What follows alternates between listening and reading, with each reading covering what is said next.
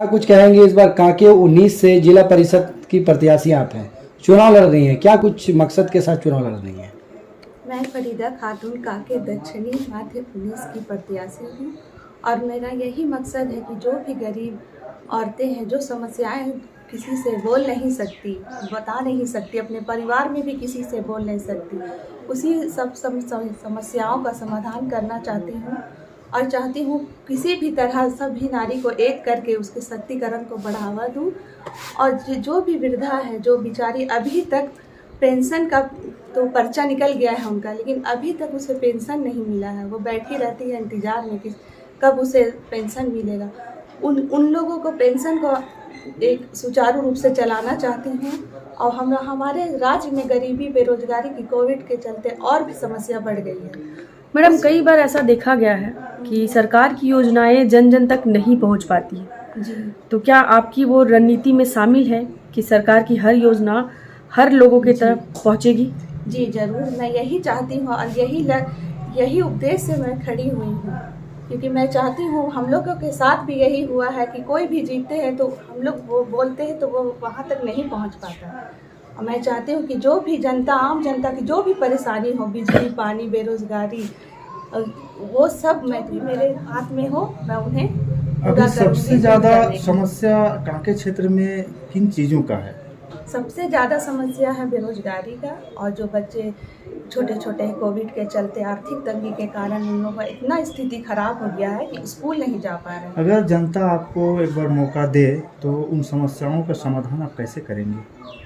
जो मेरे हाथ में जो पावर देंगे सरकार, तो मैं आराम से करूँगी।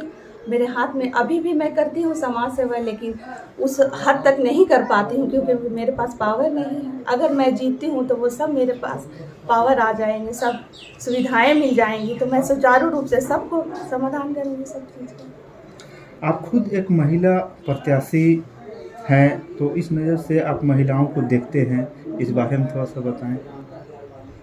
हाँ, प्रत्याशी तो हूँ और बहुत अच्छा ये निकाले हैं सरकार की। इस बार हम लोगों को मिला है, महिला को ये मिला है पद लड़ने के लिए। इससे क्या होगा कि और भी अच्छा सामने आएंगे, समाज में सब महिलाएं एक साथ रहेंगी, सब मजबूती होंगी, क्योंकि हर सीट में तो सब पुरुष लोग का ही रहता है, लेकिन इस बार महिला लोग को मिला है तो हम लोग बहुत खुश हैं कि हम लोगों को भी कुछ अवसर मिला है करने के लिए। मैडम, क्या कुछ अपील आप अपने क्षेत्र में साथ ही साथ अपने क्षेत्र के बाहर के लोगों से करना चाहती हैं? मैं यही अपील करना चाहती हूँ, अगर वो मुझ पर भरोसा चाहती हैं, मुझ पर भरोसा दिखाएंगी, मुझे बेटी समझती है या मैं अपनी बहन समझती हूँ, और मैं ये वोट नहीं जीतूँगी। अगर मैं जीतूँगी तो मैं उसी के लिए काम करूँगी, वो लोग जनता ही जीतेगी। मैं जीतूँगी तो मैं हर दिशा, हर क्षेत्र के लिए कार्य करेंगे, हर राज्य में सोचूंगी कि हर राज्य उन्नति करे, विकास हो हर जगह का, और जहाँ भी कुछ भी समस्या है उस सब समस्याओं का अभी समाधान करूँगी। प्रधानमंत्री आवास योजना का जो समस्याएं हैं, जी जो जेन्युइन लोग जो होता है, जिनको मिलना चाहिए, उन लोगों को नहीं मिल पाता है। तो आप जैसे जीत जाती हैं जिला पार्षद का चुनाव, तो आप कैसे इस समस्या का समाधान करेंगे? जरूर करूँगी। जो भी अभी भी हम लोगों के पास बहुत कोई आते हैं, मेरे हस्बैंड संजय खान के पास कि सर वृद्धा पेंशन नहीं पास हो रही है, तो वो भी समाज कार्य करता है। तो हम लोगों को यही दुख होता है कि हम लोग कुछ कर नहीं पाते, क्योंकि हमारे पास कुछ पावर नहीं है सरकार का कि वहाँ तक हम लोगों का बात जा सके। इसीलिए मुझे वो खड़ा किए हैं, इसीलिए कि मैं जीतूँ और यही सब समस्याओं को दूर करने के लिए मैं जाऊँ और मेरे हाथों ये सभी समस्याओं का समाधान हो। और मुझे जनता से यही गुजारिश है कि वो मुझे वोट करे। मेरा चुनाव चिन्ह है बिस्किट छाप और क्रम संख्या 6। अगर मैं जीतूंगी तो ये मेरी जीत नहीं, उन लोगों की जीत है, जनता की जीत होगी। सर, आपके अपने घर से एक महिला प्रतिनिधि अभी चुनाव में उतरने जा रही है, तो क्या कुछ महिलाओं के लिए इस बार इस चुनाव में सोच के चले हैं?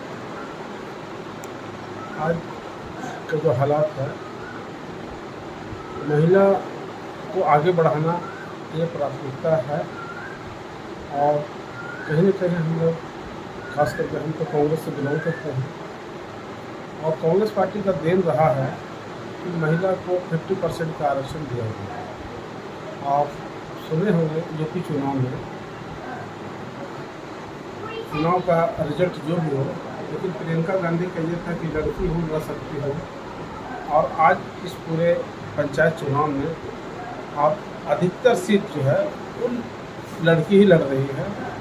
महिलाएं के लिए ये सीट रिजर्व है, और बहुत सारा बात है जो महिलाएं कुछ माने कहना चाहती हैं और अपनी आवाज़ को दूर तक नहीं भेज पाती हैं। आज हमको ये महसूस हो रहा है कि कहीं न कहीं एक महिला को हम लोग जिला परिषद सदस्य के रूप में उतारे हैं, तो हमारी पत्नी एक महिलाएं के लिए एक आवाज़ बने, और लोगों का जो जन समर्थन मिल रहा है हम लोग को, निश्चित रूप से हम लोग भारी बहुमत से जीत की ओर बढ़ रहे हैं, और कांके के एक अच्छा दशा और दिशा हम लोग देंगे, जिसमें हर समुदाय, हिंदू, मुस्लिम, सिख, ईसाई, आदिवासी, क्रिश्चियन भाई, सभी को मिलकर एक कांके को जो पिछड़ा है कुछ दिन से, हम लोग उसका भरपाई करने का प्रयास करेंगे। बहुत सारा जो एक बीच में कोरोना जैसे महामारी से इस पूरा देश लड़ रहा था, और इसमें बहुत सारे लोग जो आज नौकरी से वंचित हो गए, दूर दराज के साथी जो दूर में काम करते थे, आज कोई दूर जाना नहीं चाहते हैं। हम लोग का प्रयास होगा कि हम खास जो मेरा जो क्षेत्र है कांके मध्य 19, जो भी सरकारी संस्था है वो मेरे ही क्षेत्र में पड़ता है, क्योंकि आप देख लिए रिंग पास, CIP, और आज के डेट में कैंसर हॉस्पिटल बना है, मेटेरोलॉजी हो गया है, ACM हो गया है ना, बगल में CCL है। तो हम लोग का प्रयास होगा कि यहाँ के लोगों की प्राथमिकता के आधार पर, चाहे या कोई भी संस्थान में हम लोग उनका चाहे नौकरी हो या जो भी ये होगा, हम लोग उनको आगे बढ़ के काम करने का प्रयास करेंगे। सर, आपका ज़्यादातर वक्त जन कल्याण में ही व्यतीत हुआ है, तो जन समस्याओं से आप काफ़ी ज़्यादा परिचित है। तो अभी कांके प्रखंड में ऐसी कौन सी समस्याएं हैं जिसका निदान जल्द में करना चाहिए, त्वरित करना चाहिए?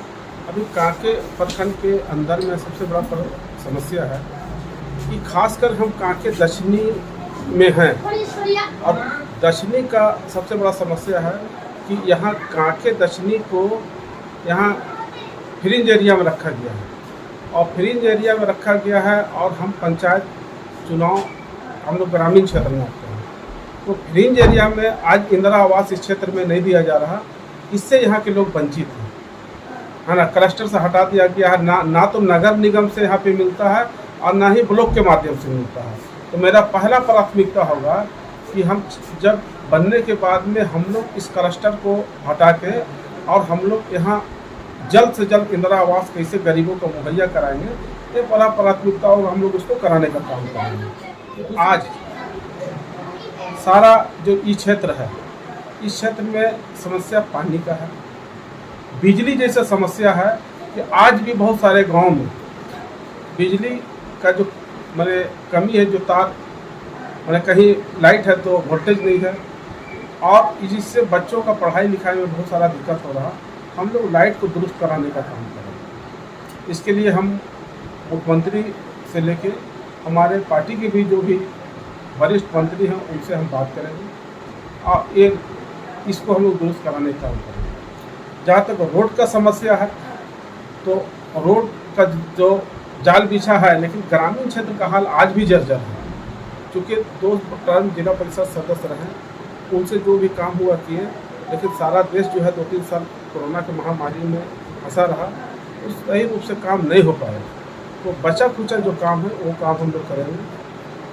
और हमारी पत्नी का जो ये है कि उनका ज़्यादा फोकस है बच्चों पे, कि जो बच्चों आज तक स्कूल नहीं जा सके, कहीं ना कहीं पैसा की कमी की वजह से या शिक्षा की कमी की वजह से, आज भी सरकारी स्कूल में बहुत अच्छा माने पढ़ाई होता है, और माने कुछ अनुभव की कमी से आदमी बच्चा को आज भी स्कूल नहीं भेज पा रहा है।